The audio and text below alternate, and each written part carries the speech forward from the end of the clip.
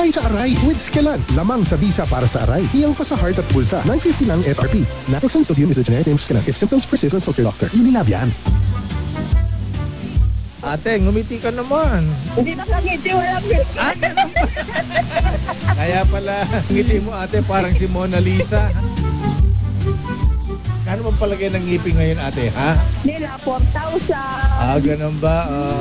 Ilang ngipin na yan? Isang dosena na yan? 10. 10. Naku, nasa harapan pa naman yata yung nasirang ngipin nyo ate, ha? Opo. Ayan na, naku, dahil hindi makangiti si ate Mona Lisa Ismail.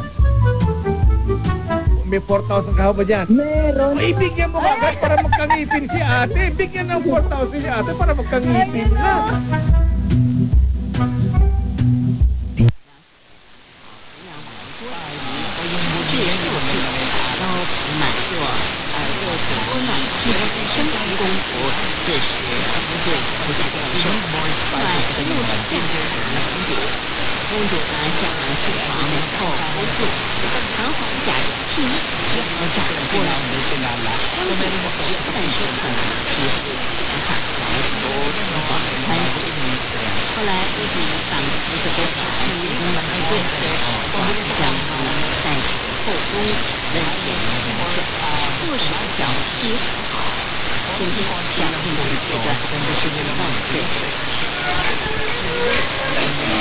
Magdangal po for champion.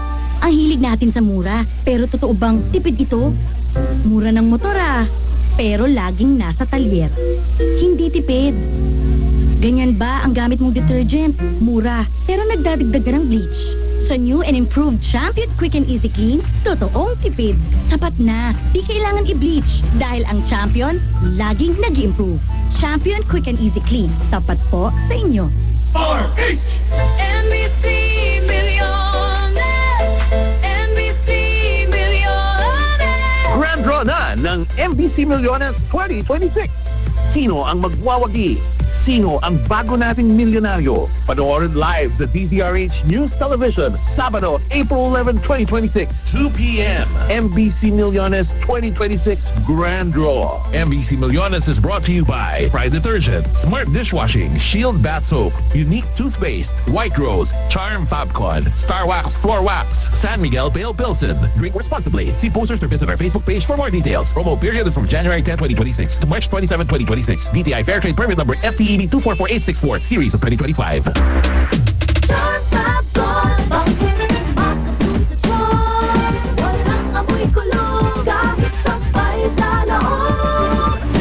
Charm Fabric Conditioner with Bloom Fresh Technology. May antibacterial na at ka-bloom sa bango ang damit.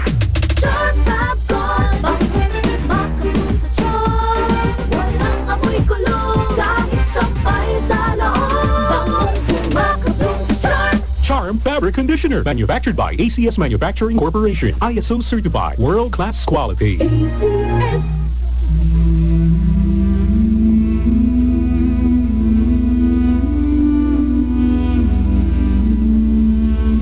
Ngayong Miyerkules Santo, ang mabuting balita ng Panginoon ayon kay San Mateo. Si Judas Iscariote, isa sa 12, ay nakipagkita sa mga punong saserdote. Ano po ang ibibigay ninyo sa akin kung tutulungan ko kayong madakip si Jesus? Tanong niya. Noon din ay binilangan nila siya ng 30 salaping pilak. Mula noon, humanap na si Judas ng pagkakataon upang may pagkanulo si Jesus. Dumating ang unang araw ng kapistahan ng tinapay na walang lebadura. Lumapit kay Jesus ang mga alagad at nagtanong, "Saan po ninyo ibig na ipaghanda namin kayo ng hapunang Pampaskwa?" Sumagot natin after the working day, 5 p.m. towards the evening, talaga naman dadagsain tayo. Nag-dispatch naman ng mga karagdagang bus ang ilang bus companies para matugunan ang Bumigay din at tumambalang sa kalsada ang covered walkway na nagpoprotekta sa mga pedestrians at sasakyan mula sa mga debris na construction site. Ang mga Sa ilang bus terminal sa Cubao sa dumulog sa hapag si Jesus kasama ang 12 alagad. Samantalang sila'y kumakain, Nangusap si Jesus. Sinasabi ko, isa sa inyo ang magkakanulo sa akin. Nanlumo ang mga alagad. Isa't isa'y nagtanong sa kanya, "Ako po ba, Panginoon?" Sumagot siya, "Ang kasabay kong sumausaw sa mangkok ang siyang magkakanulo sa akin.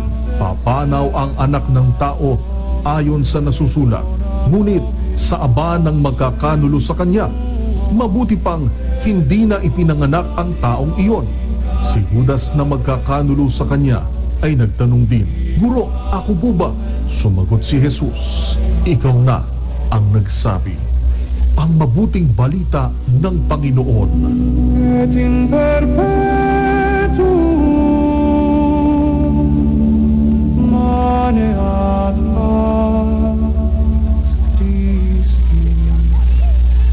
Ito po si Jerry Baha. Ito po naman si Anthony Taberna. Nagtitinda ng kape. Dito yan Kape. sa Pier 6. Kita nyo naman, nakikinig sa DCRH. Oh, ayan. Bumuhos. Bumuhos Ang biyaya sa kanya. Ito, nanay, pangalan mo? Blooming po, sir. Gaya nung lagi namin sinasabi ni Combachero, kami po ay lalong natutuwa at tagahanga nitong mga ganitong klase ng tao. Si Nanay Lumen, Single mom pala. single, tapos siya. Tapos lahat tumatawid sa mali, parang ikaw yung may depresya, di ba? Ano pa, dahil namumuhay tayo sa mundong makasalanan, yung mga bagay na mali rito, tanggap. It belongs to us. Firmly, unequivocally, and without ambiguity. I-check ngayon yung kanyang matres, makapal ba ang matres, may mayoma ba, bakit siya dinudugo. Okay? So, ang kailangan ni Elena, simula ng PI-Cure,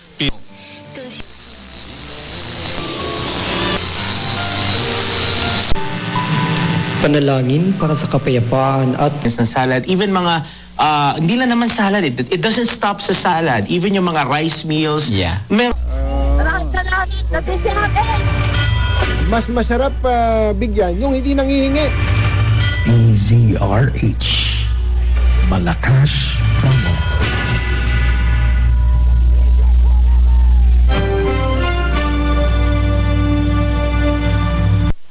Semana Santa.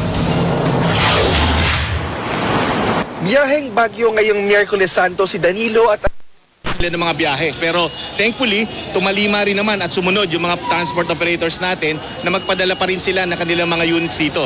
Kaugnay naman ng mga napaulat. 70-1230.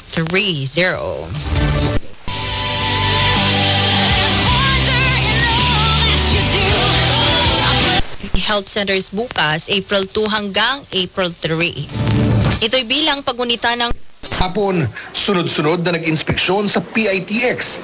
Pagyang pagtaas ng volume ng mga sasakyan. For yours truly, ako po, si Attorney Cam para sa DZRH. Una, sa Pilipinas. Una, sa Pilipino. Para baliktad Kamot ang ulo yung aking Una sa Pilipinas. Tama naman, di ba? Tama naman daw. Kala ko baliktad ako eh.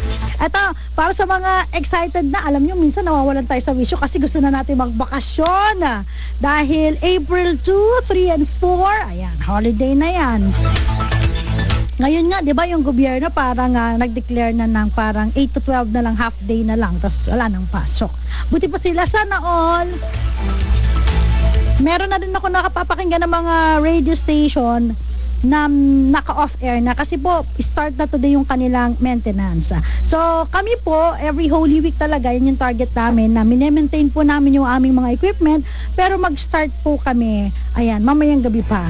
So on air muna tayo. Ayan ha. Pag-uusapan po natin may kinalaman sa ating mga manggagawa, no? Yung tinatawag natin na mga waiver at quit claim. So usually itong waiver at quit claim pinapapirma to Traffic sa expressway. I think yung sinasabing yung pag-read ng yung read rate na PITX, sa palagay ko ay yung kanilang quit claim kasi parang lagi itong pinapapirma sa mga empleyado pag sila ay mag-goodbye, ganon, mag-goodbye sa kanilang mga trabaho. na.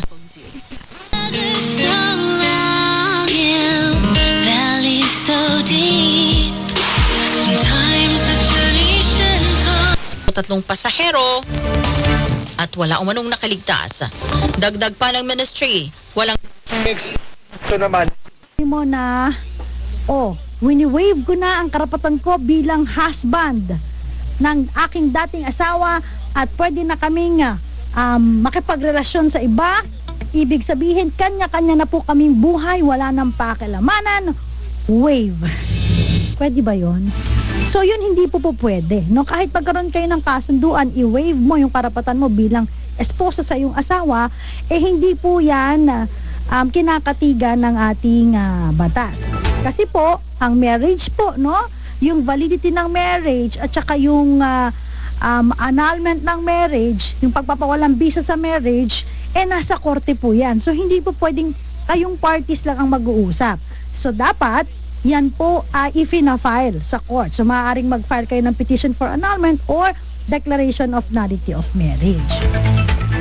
Pwede bang i-waive yung tinatawag natin na future support?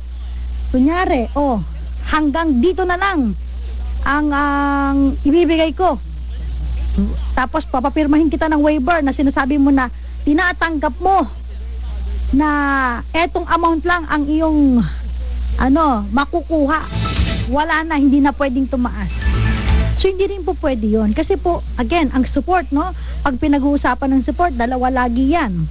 So, yung kakayahan ng magbibigay at yung pangangailangan ng pagbibigyan, no? So, kung medyo lumalaki na po ang mga babayaran nung yung sinusuportahan, so ibig sabihin, tapos ikaw ay na-promote, tumaas din ang kakayanan mo na magbigay ng suporta, so hindi siya fix, hindi mo pwedeng i-fix yung amount, no? So ito yung mga bagay na mga hindi po pwedeng i-waive. May iba pa, no? Halimbawa, wini-waive ko na ngayon ang aking future legitim. Taray, may legitim. Yung parang future na mamanahin. For example, mga magkakapatid kayo.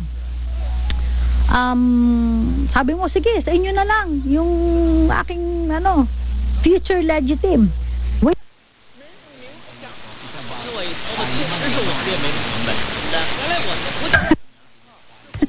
Galit. So pag gano'n, future legitim, hindi din siya pwedeng i-waive. Paano mo mai-waive yung wala pa sa'yo? Diba? Tandaan po ninyo ang legitim, nagtitake effect yan kung halimbawa may namatay, no, na may-ari ng property, no? Ibig sabihin, it's either yung nanay nyo or tatay nyo o yung mga kamag-anak nyo na kayo ang pinaka-nearest relative at kayo ang magiging heir, no? Hindi po pwedeng i-waive yun kasi wala pa yun sa inyo May mga iba kasing mga bagets o bata, no? O kaya yung mga anak, yan anak na lang, wag na bagets. Baka super bagets yun. O mga anak na ine-expect nila, halimbawa may mga property ang mga magulang nila, yun na ay kanila. Wow! Paano kung ibenta ng parents yun? May magagawa ba kayo? Siyempre wala. Kasi silang may-ari nun Ang karapatan ng pagmamana, yung legitimate na tinatawag natin, tsaka yung inheritance, magti-take effect lang yan kapag namatay na may-ari ng property. Hanggat buhay sila, pwede pa nilang i-dispose yan. So bakit mo siya i-waive kung i-dispose nila? Bakit mo i-waive kung hindi mo pa hawak? Okay? So yun yung mga bagay na mga hindi po pwedeng i-waive. Pero as to the waiver, halimbawa, nag-a-agree naman kayo, no? Signed by employees and employers, which pertains to monetary claims o kaya naman po illegal dismissal, yan valid and binding yan. Pero so mamaya pag-uusapan natin yan. Kasi akala natin kapag pirma lang tayo ng pirma sa waiver and quit claim, tapos na. Diba? Paano kung hindi pala hindi pala pinag-usapan yan?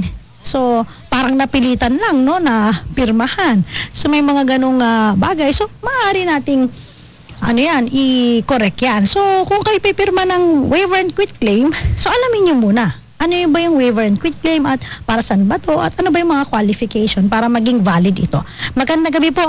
Anthony Abrenica, Melvin Letrodo, ayan po. Muchas gracias. Shout out din po kay Nanay Connie. Happy birthday to my sister pala. Birthday pala niya. Happy birthday. Si Sister JB Adami. Ayan. Happy birthday sa'yo. Uy, 40 na. Huwag ko tabi ko pero ibubuko kita. Ayan. Pero mukha naman bagets. Kaya okay lang. Magandang gabi rin po kay Nanay Connie and of course kay Tita Erlinda and sa lahat pa po ng mga nakikinig sa atin. Sa mga nakamiss po kay Miss Thea Pecho, wala siya this week eh. Parang ano na yun, nagliw-aliw na po yun eh. Nang iwan yun eh, si Miss Thea Pecho eh. Minsan kasama ko yan sa Hirap at Ginhawa, sa programa o sa mapaibang bansa. Kami ang magkadamay. Ay nako, ayan, ang sarap ng pakiramdam kapag meron kang mga friendship, 'di ba? Sa opisina. Watching po from Melbourne, Australia, Joel Mangasep. Shout out daw po kay Evelyn Ramirez Mangasep and Dr. Sofia. Oo nga, agad daw nagbakasyon ni Teresita, ni Miss Thea, sabi ni Miss Teresita eh. Oo, nang iwan bigla eh. Anyway, babalik po tayo. Ilan po muna mga paalala dyan lamang po kayo. Pagbati rin po sa mga nanonood sa atin sa Sky Cable Channel. Like the best audience I've ever had will always be Filipino. Sasabak si Matty sa semi-finals ng BGT ngayong Abril. Mula Mandaluyong hanggang Glasgow, ang kwento ni Matty Hunyosa ay kwento ng tapang, pagtanggap at walang sawang pag-abot sa pangarap. Rose Eclarinal, ABS-CBN News, London. At susunod, Mel, patuloy yung pagdating ng mga pasahero at round the clock naman ang serbisyo ng mga help desk. Live mula rito sa Batangas Port, Bam Alegre, nakatutok 24. Po kayo ng tahimik po at magnilay-nilay po tayo ngayong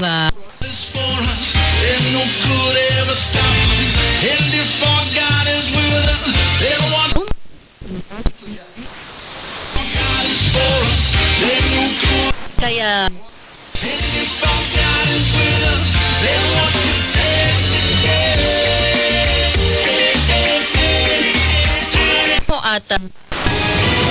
every day is a new adventure. That's why I armor up with Biogenic Alcohol. Mocha Frap for... aray! Sakit na ng katawan ko. Wait lang sa orders po! Time out na naman. May ekstrang panlaban dyan. Ang kilala mong Alaxan, extra galing na. New Alaxan Extra. Wow! Mas pinagaling pa? Oo, pina-extra bilis. Up to 3 times faster versus Alaxan FR. Extra large cafe latte for Mira, Mika, Mariel, Neps, Rap, Carl, Ginny, Joey, Ryan, Mikey, Dan. Extra galing para extra ka rin. New Alaxan Extra. Unilab quality yan. Paracetamol ibuprofen is the generic name of Alaxan Extra. If symptoms persist, consult your doctor. Mga mommies, laundry day na ba? Kunot-no ka na naman ba? Sa makapit, madikit at malupit naman siya. All you need is Pride. Ba't papapahirapan ng self? Kung sa Pride, easy at worry-free ang laundry. Sa triple stain-away formula, tanggal ang matitinding mancha. Based on test chocolate mud and Sibmon cotton, gawa po ng ACS to. Si Mommy at si Washing Machine, believe sa Pride Washing Machine Detergent. At DZMM Teleradyo, mula April 2, alas 12:01 ng hating gabi. Magbabalik ang regular programming sa April 5.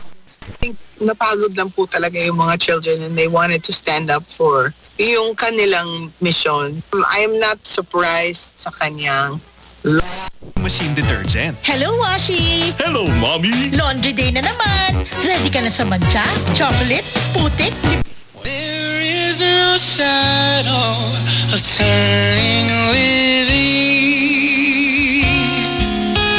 that change this night, our compassion. All you need is pride. All you need is pride. School, she was about 15 meters. DZMM Teleradyo. Ito'y para bigyang daan ang aming taunang maintenance. Maraming salamat po.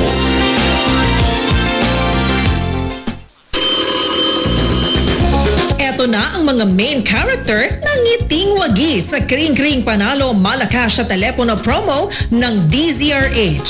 Congratulations kay Ruth Pasha ng Quezon City, Edmond Bulao Lagadi ng Palawan, Carol Sagot ng Mountain Province, Lorna Revilla ng Rizal, Raymond Malyari ng Nueva Ecija, Melchor Galingan ng Muntinlupa, Rashid Aldrich Santos ng Muntinlupa, Mary Rose Rocco ng Bulacan, Roland Terenal ng Cavite, Yvonne Sorillo ng Muntinlupa, Angelo Coliza ng Quezon, Kerovina Fernandez ng Bulacan, Christian Ivan Veras ng Muntinlupa, Enrique Vista ng Quezon City, at Marilyn Daria ng Cavite. Nanalo na sila! Ikaw, kailan kaya? Magpunta lamang sa DZRH News FB page. Fill up ang Google Sheet form at hintayin ang aming tawag sa Kring-Kring Panalo Malakas sa Telepono promo ng DZRH. Dahil sa DZRH, kayo ang main character sa aming kwento.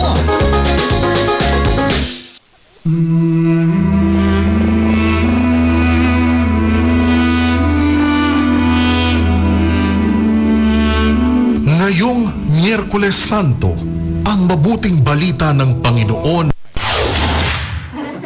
Timbog sa operasyon ng National Bureau of Investigation ng dalawang Vietnamese sa loob ng isang beauty clinic sa Ermita, Maynila nitong Lunes. Huli ang dalawa sa pag-alok ng cosmetic service na kumukupkup sa kanya para tumanggap ng konting tulong sa DSWD. Mag-i-extend rin tayo ng financial assistance doon sa mga families na, very peculiar yung story eh. Yung family loob ng hari ay parang ulap na makapal, may dalang ulan, may taglay na buhay, higit na mainam sa ginto ang magkaroon ng karunungan, at higit kay sa pilak ang magtaglay ng pangunawa. Great thy faithfulness, morning by morning, new mercies I see. Mahirap kaysa makihati sa yaman ng mapagmataas. Ang sumusunod sa payo ay mananagana at mapalad ang taong kayawi ay nagtitiwala. Ang mga cosmetic services. Utos ni Jesus at iniyan. Bilang ang apat na India. Maturo. Ang kanyang sasabihin, kaya naman ang Hindi na napapangalagaan. Si Jesus, sinasabi ko, isa sa inyo ang magkakanulo sa akin. Nanlumo ang mga alagad, isa't isa'y nagtanong sa kanya, "Ako po ba, Panginoon?" Sumagot siya, "Ang kasabay kong sumausaw sa mangkok ang siyang magkakanulo sa akin. Papanaw ang anak ng tao ayon sa nasusulat. Ngunit sa aba ng magkakanulo sa kanya, mabuti pang hindi na ipinanganak ang taong iyon." Si Judas na magkakanulo sa kanya ay nagtanong din, "Guro, ako po ba?" Sumagot si Jesus, "Ikaw na ang nagsabi." Ang mabuting balita ng Panginoon.